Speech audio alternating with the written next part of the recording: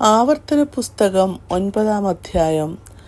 ഇസ്രായേലേ, കേൾക്ക, നീ ഇന്ന് യോർദാൻ കടന്ന് നിന്നേക്കാൾ വലിപ്പവും ബലവുമുള്ള ജാതികളെയും ആകാശത്തോളം ഉയർന്ന മതിലുള്ള വലിയ പട്ടണങ്ങളെയും വലിപ്പവും പൊക്കവുമുള്ള അനാക്യരെന്ന ജാതിയെയും അടക്കുവാൻ പോകുന്നു.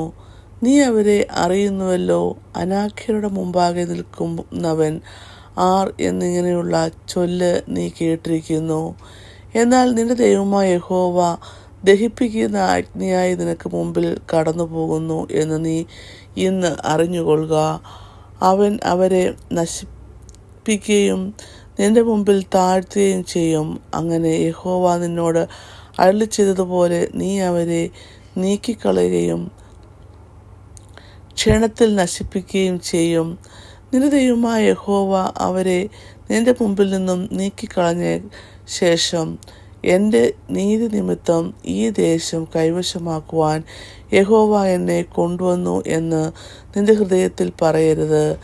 ആ ജാതിയുടെ ദുഷ്ടത നിമിത്തമത്രേ യഹോവ അവരെ നിന്റെ മുമ്പിൽ നിന്നും നീക്കിക്കളഞ്ഞത്.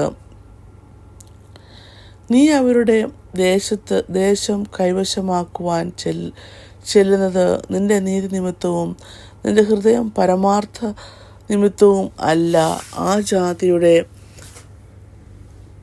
ദുഷ്ടത നിമിത്തവും. അബ്രഹാം, ഇസഹാക്ക്, യാക്കോബ് എന്ന നിന്റെ പിതാക്കന്മാരോട് യഹോവ സത്യം ചെയ്ത വചനം നിവർത്തിക്കേണ്ടതിനും അത്രേ നിന്റെ ദൈവമായ യഹോവ അവരെ നിന്റെ മുമ്പിൽ നിന്ന് നീക്കിക്കളയുന്നത്.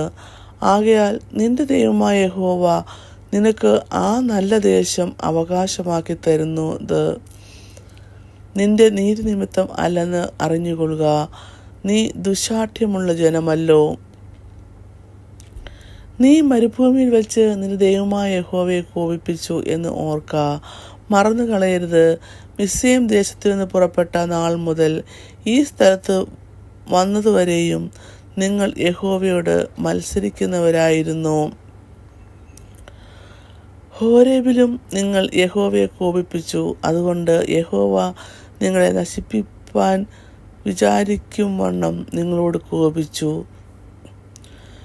യഹോവ നിങ്ങളോട് ചെയ്ത നിയമത്തിൻ്റെ പലകങ്ങളായ കൽപ്പലകളെ വാങ്ങുവാൻ ഞാൻ പർവ്വതത്തിൽ കയറി 40 രാവും 40 പകലും പർവ്വതത്തിൽ താമസിച്ചു.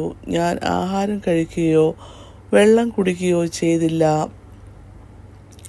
ദൈവത്തിൻ്റെ വിരൽ കൊണ്ട് എഴുതിയ 2 കൽപ്പലക യഹോവ എൻ്റെ പക്കൽ തന്നു. മഹായോഗം ഉണ്ടായിരുന്ന നാളിൽ യഹോവ പർവ്വതത്തിൽ വെച്ച് തീയുടെ നടുവിൽ നിന്ന് നിങ്ങളോട് അരുളി ചെയ്ത സകല വചനങ്ങളും അവയിൽ എഴുതിയിരുന്നു.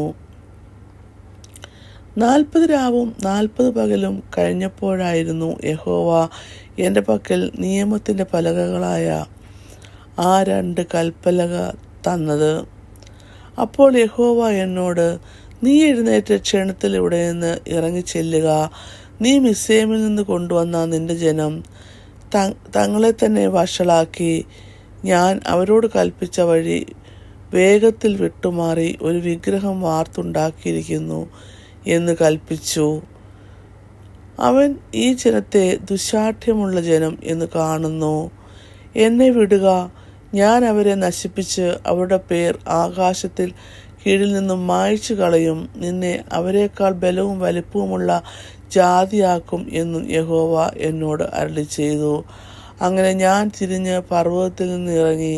പർവ്വതം തീ കാളിക്കത്തുകയായിരുന്നു. നിയമത്തിൻ്റെ പലക 2 എൻ്റെ 2 കൈയിലും ഉണ്ടായിരുന്നു. ഞാൻ നോക്കിയാറെ, നിങ്ങൾ ദൈവമായ യഹോവയോട് പാപം ചെയ്തു ഒരു കാളക്കുട്ടിയെ വാർത്തുണ്ടാക്കി യഹോവ നിങ്ങളോട് കൽപ്പിച്ച വഴി വേഗത്തിൽ വിട്ടുമാറിയിരിക്കുന്നത് കണ്ടു. അപ്പോൾ ഞാൻ പലക 2 എൻ്റെ 2 കൈയിൽ നിന്നും നിങ്ങൾ കാണുക എറിഞ്ഞ് ഉടച്ചു കളഞ്ഞു. പിന്നെ യഹോവയെ കോപിപ്പിപ്പാൻ തക്കവണ്ണം നിങ്ങൾ അവന് അനിഷ്ടമായി പ്രവർത്തിച്ച നിങ്ങളുടെ സകല പാപങ്ങളും നിമിത്തം ഞാൻ യഹോവയുടെ സന്നിധിയിൽ മുമ്പിലത്തെ പോലെ 40 രാവും 40 പകലും വീണ് കിടന്നു. ഞാൻ ആഹാരം കഴിക്കുകയോ വെള്ളം കുടിക്കുകയോ ചെയ്തില്ല. യഹോവ നിങ്ങളെ നശിപ്പിക്കുമാറ് നിങ്ങളുടെ നേരെ കോപിച്ച കോപവും ക്രോധവും ഞാൻ ഭയപ്പെട്ടു. എന്നാൽ യഹോവ ആ പ്രാവശ്യം എൻ്റെ അപേക്ഷ കേട്ടു. അഹരോനെ നശിപ്പിക്കുമാറ് അവൻ്റെ നേരെയും യഹോവ ഏറ്റവും കോപിച്ചു. എന്നാൽ ഞാൻ അന്ന് അഹരോന് വേണ്ടിയും അപേക്ഷിച്ചു. നിങ്ങൾ ഉണ്ടാക്കിയ നിങ്ങളുടെ പാപമായ കാളക്കുട്ടിയെ ഞാൻ എടുത്ത് തീയിലിട്ട് ചുട്ട് നന്നായി അരച്ച് നേരിയ പൊടിയാക്കി പൊടി പർവ്വതത്തിൽ നിന്ന് ഇറങ്ങുന്ന തോട്ടിൽ ഇട്ട് കളഞ്ഞു. തബേരയിലും മസയിലും കിബ്രോത്ത് എത്താവിലും വെച്ച് നിങ്ങൾ യഹോവയെ കോപിപ്പിച്ചു. നിങ്ങൾ ചെന്ന് ഞാൻ നിങ്ങൾക്ക് തന്നിട്ടുള്ള ദേശം കൈവശമാക്കുവീൻ എന്ന് കൽപ്പിച്ചു. യഹോവ നിങ്ങളെ കാദേശ് ബർന്നേലയിൽ നിന്ന് അയച്ചപ്പോഴും നിങ്ങൾ നിങ്ങളുടെ ദൈവമായ യഹോവയുടെ കൽപ്പനയെ മറുത്തു. അവനെ വിശ്വസിച്ചില്ല, അവൻ്റെ വാക്ക് അനുസരിച്ചതുമില്ല. ഞാൻ നിങ്ങളെ അറിഞ്ഞ നാൾ മുതൽ നിങ്ങൾ യഹോവയുടെ മത്സരികളായിരുന്നു. യഹോവ നിങ്ങളെ നശിപ്പിക്കുമെന്ന് അരുളി ചെയ്തിരുന്നതുകൊണ്ട് ഞാൻ യഹോവയുടെ സന്നിധിയിൽ 40 രാവും 40 പകലും വീണ് കിടന്നു. ഞാൻ യഹോവയോട് അപേക്ഷിച്ച് പറഞ്ഞത്, കർത്താവായ യഹോവേ, നിന്റെ മഹത്വം കൊണ്ട് നീ വീണ്ടെടുത്ത് ബലമുള്ള കൈയാൽ മിസ്രയീമിൽ നിന്ന് കൊണ്ടുവന്ന നിന്റെ ജനത്തെയും നിന്റെ അവകാശത്തെയും നശിപ്പിക്കരുതേ. അബ്രഹാം, ഇസഹാക്ക്, യാക്കോബ് എന്ന നിന്റെ ദാസന്മാരെ ഓർക്കണമേ.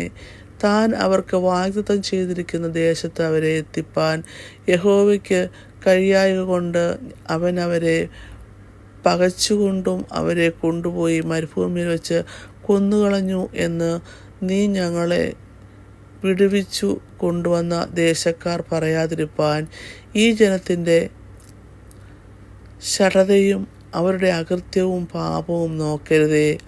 അവൻ നിന്റെ മഹാബലം കൊണ്ടും നീട്ടിയ ഭുജം കൊണ്ടും നീ പുറപ്പെടുവിച്ച് കൊണ്ടുവന്ന നിന്റെ ജനവും നിന്റെ അവകാശവും അല്ലോ. ഇങ്ങനെ 9-ാം അധ്യായം അവസാനിക്കുന്നു.